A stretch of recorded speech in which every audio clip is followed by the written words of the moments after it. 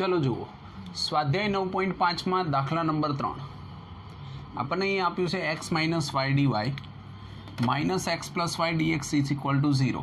आ पदने सामे जवा दईए तो अपनी पास शुं आवशे x minus y d y बरोबर x plus y d x. Okay थई गयुं।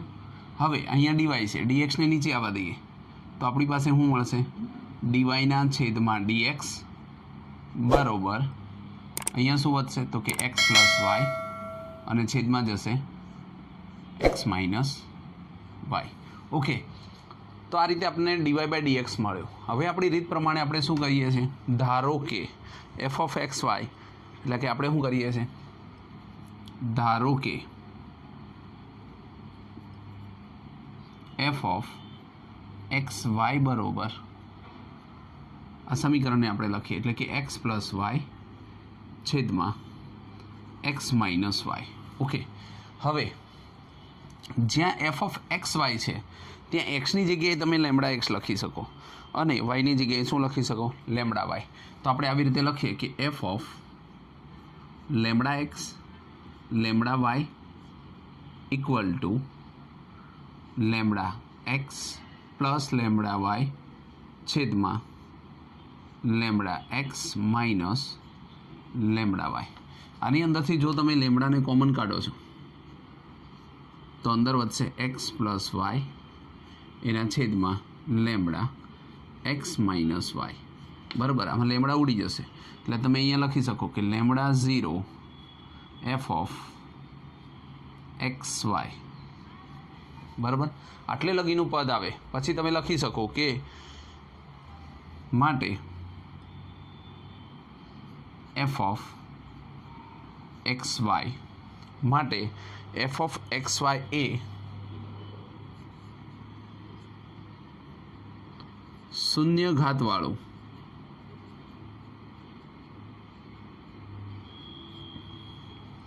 समपरिमाण विधेय छे।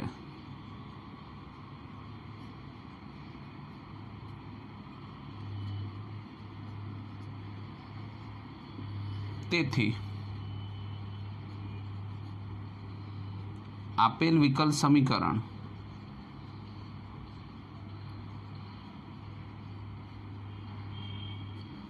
समपरिमाण विधेय थशे समपरिमाण विकल समीकरण थशे बराबर छे। तो आपेल जे छे ए पण समपरिमाण विकल समीकरण छे एवुं आपणे कर्युं। आटલું तो दरेकमां લખવાનું જ। અને હવે આપણે જે જોઈએ છે ત્યાં આપણે લેવાનું y બરોબર આ બીજો પોઈન્ટ ચાલુ થયો આ પોઈન્ટની અંદર આપણે લેવાનું y બરોબર vx બરાબર। એટલે એનો મતલબ એવું થાય કે y બાય x બરોબર v બરાબર। આના ઉપરથી આપણે લખી શકીએ કે y બરોબર vx। હવે તમે આને સંકલન કરશો તો શું થશે ઓલા વિકલન કરશો તો dy બાય dx बरोबर v एमनम एक्स नु 1 प्लस एक्स एमनम अने dv बाय dx। ओके जो आने तमे समीकरण 1 आपो अने आने समीकरण 2 आपो तो समीकरण 1 अने 2 नी अंदरथी तमे dy बाय dx ने जो सरखावो बराबर तो तमे आ रीते लखी शको शुं हतुं आनी अंदर तो कि v plus x d by d x. समीकरण एवं लखवुं होय तो लखवानुं कि 1 અને 2 परथी 1 અને 2 परथी समीकरण 1 અને 2 परथी आपणे आवुं लखीए कि dy बाय dx अहींया जे हतुं ए लखीए v plus x dv by dx बरोबर बराबर। एटले कि d y by d x ना बे पदने सरखाई दईए अने अहींया शुं हतुं तो आपणी पासे हतुं एक्स प्लस वाय ना छेदमां एक्स माइनस वाय। हवे ज्यां वाय आपेलुं छे त्यां बधे तमे वी एक्स लखी शको तो जो लखीए तो v plus x into dv by d x बरोबर एक्स प्लस वी एक्स छेदमां x minus v x. Okay, આમાંથી એક્સ એક્સ કોમન કાઢી નાખીએ એટલે આપણી પાસે આવશે v plus x into ડીવી by d x બરોબર. આમાંથી એક્સ નીકળી જાય એટલે 1 પ્લસ વી છેદમાં આવશે 1 માઇનસ વી. આ વીને સામે જવા દો. X into ડીવી by d x બરોબર 1 પ્લસ વી ના છેદમાં 1 માઇનસ વી, અને આ વી સામે ગયો તો માઇનસ વી થઈ ગયા. હવે આનું વિસ્તરણ કરો. જો આને આપણે વિસ્તરણ કરીએ તો શું આવશે? 1 માઇનસ વી માઇનસ આ ઉપર જશે તો વી તો હતો જ, પણ કૌંસમાં શું આવ્યું? 1 માઇનસ વી, અને છેદમાં શું આવશે? 1 માઇનસ વી. આનું વિસ્તરણ કરતા જાઓ તો 1 માઇનસ વી અને માઇનસ વીનો square by 1 minus v. Okay, હવે જો આમાં કંઈ ઉડતું હોય તો ઉડાડવાનો પ્રયત્ન કરો. તો આ વી અંદર ગયા ને તો minus minus plus v square થઈ જાય. ઓકે, અને અહીંયા આપણી પાસે શું હતું? 1 પ્લસ વી હતા, એટલે કે માઇનસ વી 1 પ્લસ વી આ ઉપર ગયા તો આની અંદર વી ઉડી જશે. તો આપણને શું મળશે? 1 પ્લસ વીનો square by 1 minus v. Okay, આટલું મળ્યું. સામે આપણને પદ આપેલું છે એક્સ ડીવી બાય ડીએક્સ. હવે વીવાળા પદને એક બાજુ લઈએ અને એક્સવાળા પદને અલગ, ડીએક્સવાળા પદને. તો વીવાળું પદ છે ને અહીંયા આવશે ને તો નીચેનું પદ ઉપર જતું રહે, ઉપરનું નીચે આવે. એટલે કે 1 માઇનસ વી 1 પ્લસ વીનો સ્ક્વેર ડીવી બરોબર. આ એક્સવાળું પદ સામે જાય તો એક્સ નીચે આવે એટલે કે 1 અપન એક્સ અને ડીએક્સ. ઓકે, આ રીતનું આપણી પાસે આવે. હવે આપણે બંને સાઈડ સંકલન કરી શકીએ. સંકલન કરતા હવે તમે બંને સાઈડ સંકલન કરશો તો શું આવશે? સંકલન of 1 minus v by 1 plus v square. અને અહીંયા પણ શું આવશે? તો કે 1 અપન એક્સ. હવે આને અલગ અલગ આપવા પડે.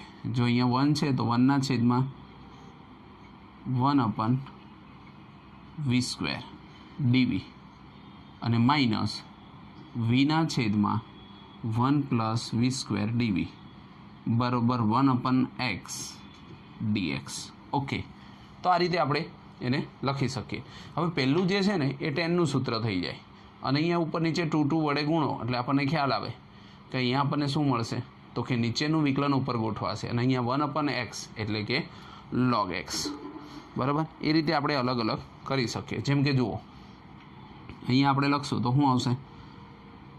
1 પ્લસ વીનો સ્ક્વેર, તો આપણે લખીએ ટેન ઇનવર્સ વી માઇનસ, આને એક બેની જરૂર છે. અહીંયા 2 વડે ગુણશો તો અહીંયા કેટલા વડે કરવું પડશે? 1/2 એટલે આપણે લખી શકીએ 1 અપન 2 લોગ 1 પ્લસ વીનો સ્ક્વેર. ઓકે, અને બરોબર સામે શું થશે? તો કે લોગ એક્સ પ્લસ સી. જો બધામાં લોગ છે, લોગ ખાલી સી લખશો તોય વાંધો નહીં, અને લોગ સી લખો તો પણ વાંધો નહીં, કારણ કે એ સ્ક્વેર અચળ છે બરાબર છે. હવે જે લોગવાળા પદ છે એને આપણે એક બાજુ લઈ જઈએ તો શું થશે? આ પદને સામે લઈ જઈએ તો આપણને આપ્યું છે ટેન ઇનવર્સ વી બરોબર. આને સામે લઈ જાઓ, એનો મતલબ શું થાય? 1/2 લોગ વી સ્ક્વેર પ્લસ 1. હવે અહીંયા લોગ એક્સ છે અને અહીંયા 1/2 છે, તો તમે એને આવી રીતે પણ કરી શકો 1/2 2 લોગ એક્સ અને પ્લસ સી. ઓકે, તો જો ટેન ઇનવર્સ વી બરોબર, આમાંથી તમે 1/2 કોમન કાઢો અને લોગ કોમન કાઢો એટલે આવું આવશે વી સ્ક્વેર પ્લસ 1 ઇન્ટુ આ જે 2 હતા એ ઉપર જતા રહે એક્સનો સ્ક્વેર અને પ્લસ સી. ઓકે, આવું થાય. હવે આટલે સુધી જવાબ આવ્યા પછી આપણને ખબર છે કે આપણે વી બરોબર શું લીધું હતું? વી બરોબર વાય બાય એક્સ મૂકતા ફરીવાર આપણે મૂકશું તો શું આવશે? જુઓ, tan inverse y by x બરોબર 1/2 લોગ વી સ્ક્વેર, એનો મતલબ કે વાય સ્ક્વેરના છેદમાં એક્સનો સ્ક્વેર પ્લસ 1 ઇન્ટુ એક્સનો સ્ક્વેર અને પ્લસ સી.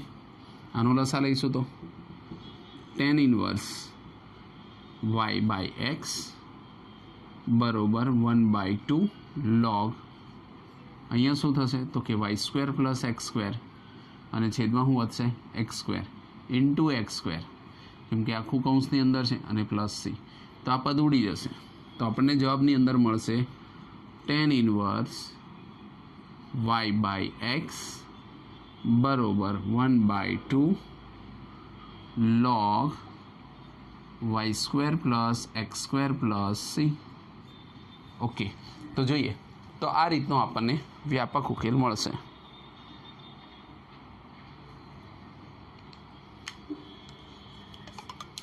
બરાબર, જુઓ તમે કે એકદમ સિમ્પલ દાખલો છે. પહેલાં dy/dx લાવી દેવાના રકમની અંદરથી, પછી f(xy) લેવાનું, xyની જગ્યાએ λx λy લેવાનું, એટલે જે મળે પછી આ એક વાક્ય લખવાનું કે f(xy) એ શૂન્ય ઘાતવાળું સમપરિમાણ વિધેય છે, તેથી આપેલ વિકલ સમીકરણ પણ સમપરિમાણ વિકલ સમીકરણ છે. y બરાબર vx લેવાનો, આ બીજો પોઈન્ટ. ત્યાં આ બંનેનું વિકલન કરો તો dy/dx મળે. આ dy/dx ને આ dy/dx ને સરખાવી દેવાના.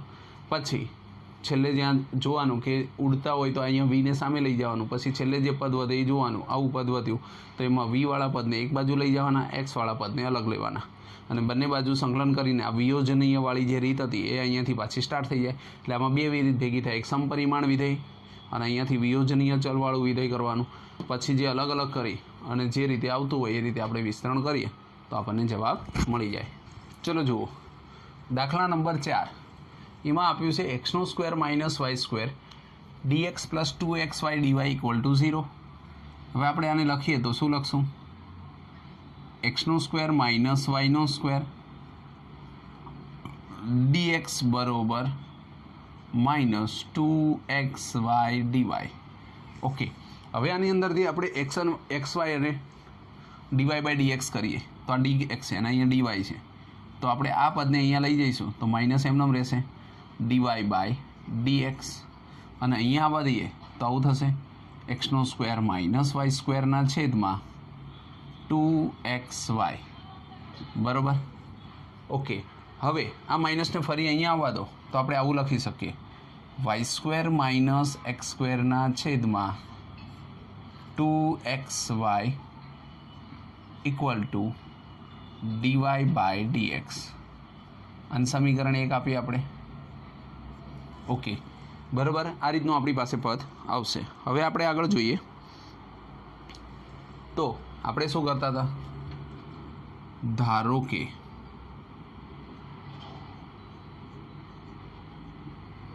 f(xy) બરોબર રકમ કઈ હતી? y² - x² ના છેદમાં 2xy. ઓકે, બરાબર. હવે તમે શું કરી શકો તો કે f(λx λy) બરોબર y² એટલે કે λ² y² માઇનસ λ² x² છેદમાં 2λx × λy બરોબર, જો તમે λ² કોમન કાઢશો તો y² - x² આવશે અને છેદમાં λ² × 2xy થશે. ઓકે, તો આમાં λ² ઉડી જાય તો તમે આવું લખી શકો λ0 f(xy). બરાબર, તો અહીં આપણે આવું લખી શકીએ કે f(xy) એ શૂન્ય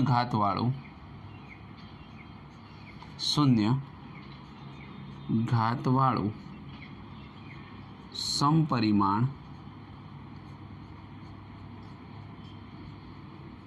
વિધેય છે. બરાબર, તેથી આપેલ સમીકરણ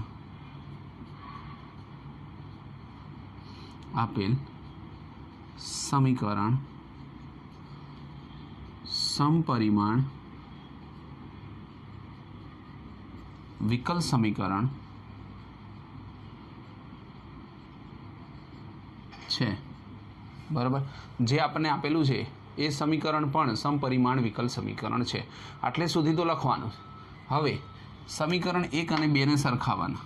જો અહીંયા 1 હતું, હવે આપણે અહીંયા શું લેવાનું? એક નવો પોઈન્ટ y બરોબર vx, બરાબર. એટલે કે આપણી પાસે હોય y બાય એક્સ બરોબર v. આની ઉપરથી આપણે લખીએ y બાય એક્સ. હવે આનું વિકલન કરશું આપણે તો આપણને શું મળશે? dy by dx. તો આપણે જો આનું વિકલન કરીએ તો આપણને મળે dy બાય dx બરોબર v એક્સનું 1 એક્સ એમનામ અને dv બાય dx. આને આપણે આપી શકીએ સમીકરણ 2. ઓકે, આ પણ dy બાય dxની કિંમત, અને અહીંયા આપણે જ્યારે પહેલાં લીધી હતી એ પણ dy બાય dxની કિંમત. તો 1 અને 2 પરથી 1 અને 2 પરથી સમીકરણ 1 અને 2 પરથી લેશો તમે, 1 અને 2 ને સરખાવો તો અહીંયા પણ dy બાય dxની કિંમત છે અને આ પણ dy બાય dxની કિંમત. તો બંનેને આપણે સરખાવીએ તો શું થશે? જુઓ, v plus x dv by dx બરોબર અહીંયા કઈ કિંમત હતી? તો કે y square minus x square by 2xy. Okay, આવી કઈ કિંમત હતી આપણી પાસે. હવે y બરોબર vx મૂકીએ તો જ્યાં y છે ત્યાં બધી vx મૂકો તો શું આવશે?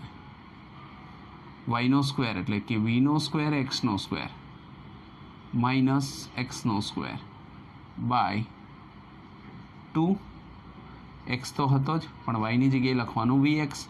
ઉપરથી એક્સનો સ્ક્વેર, નીચેથી એક્સનો સ્ક્વેર ઉડી જશે એટલે તમને કેવું પદ મળશે?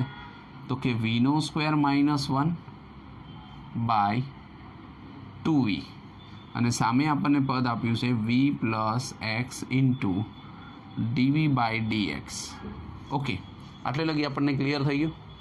હવે આ જે v પદ છે એને સામે લઈ જાઓ એટલે આપણને અહીંયા મળશે x into dv by dx બરોબર vનો square minus 1 by 2v minus v. આ જે v હતો એ સામે ગયો. હવે આનું વિસ્તરણ કરીએ તો શું આવશે? vનો સ્ક્વેર માઇનસ 1 માઇનસ 2vનો સ્ક્વેર બાય 2v બરાબર. હવે આપણે જોઈ શકીએ કે આપણી પાસે શું આવશે? x into dv by dx બરોબર અહીંયા vનો સ્ક્વેર માઇનસ વધશે ને માઇનસ, તો માઇનસને કોમન કાઢી નાખીએ આપણે તો આપણી પાસે વધશે v square plus 1 by 2v. Okay, આ રીતનું પદ આપણી પાસે આવે. હવે આપણે જે પદ આપ્યા છે એની અંદર dv વાળા પદને આ બાજુ લાવીએ તો આપણને ખ્યાલ આવે કે અહીંયા આપણે જે પદ મૂકશું એમાં 2v ઉપર જતા રહેશે અને 1 પ્લસ v સ્ક્વેર અથવા તો v સ્ક્વેર પ્લસ 1 અહીંયા આવશે, અને અહીંયા લખશું આપણે dv. એક્સ વાળું પદ છે એ નીચે જશે એટલે 1/x, અને અહીંયા લખશું dx. બંને બાજુ સંકલન કરતા બંને બાજુ સંકલન કરતા તમે બે બાજુ સંકલન કરશો તો, અને અહીંયા પણ આમ આવશે. ઓકે, તો જો નીચેનું વિકલન ઉપર ગોઠવાય છે અને અહીંયા 1/x છે, બંને બાજુ સંકલન કરી દઈએ આપણે તો શું આવશે? જુઓ, તો log mod v square plus 1 બરોબર. હવે આ જે માઇનસ હતું એ માઇનસ આપણે અહીંયા નથી લઈ ગયા, એનો મતલબ કે આની આગળ માઇનસ આવે તો અહીંયા જે પદ આપણે આવશે એમાં આવશે minus log mod x plus c. Okay, જો ત્યાં તમે log c પણ લખી શકો કારણ કે આગળના બે વાક્યની અંદર શું આપ્યું છે? log આપ્યું છે. તો તમારે log લખવું હોય તો અહીંયા તમે log c પણ લખો કારણ કે c એ સ્વેર અચળ છે. ખાલી log પણ લખી શકો ને log c c1 કંઈ પણ લખી શકો. આ પદને આ બાજુ આવવા દઈએ તો log vનો સ્ક્વેર પ્લસ 1 પ્લસ log અહીંયા શું આવશે? તો કે x બરાબર વધશે log c. આમાંથી log કોમન કાઢી નાખીએ તો આવે v² + 1 ઇન્ટુ એક્સ. ઓકે, અને સામે આવશે log c. log જતા રહેશે. વીની કિંમત આપણે મૂકીએ v²ની, તો v બરાબર હતું y/x, તો અહીંયા કિંમત આવશે y² / x² + 1 ઇન્ટુ એક્સ બરાબર c. તો આપણે કઈ રીતે લખી શકશું? આને ઉપર લઈ જઈએ, y² + x² / x² અને ઇન્ટુ એક્સ બરાબર c. એક ઉડી જશે, આ ઉપર જતું રહે, તો આપણી પાસે આવે y² + x² બરાબર cx. થઈ શકે? તો આ રીતનો આપણી પાસે વ્યાપક ઉકેલ મળી જાય. ઓકે, તો એકદમ સિમ્પલ વસ્તુ છે. જો એક દાખલો આવડશે તો બધા જ એક જ સરખી રીતના છે, એ તમને સ્ટેપ બાય સ્ટેપ ખબર પડવા મળશે.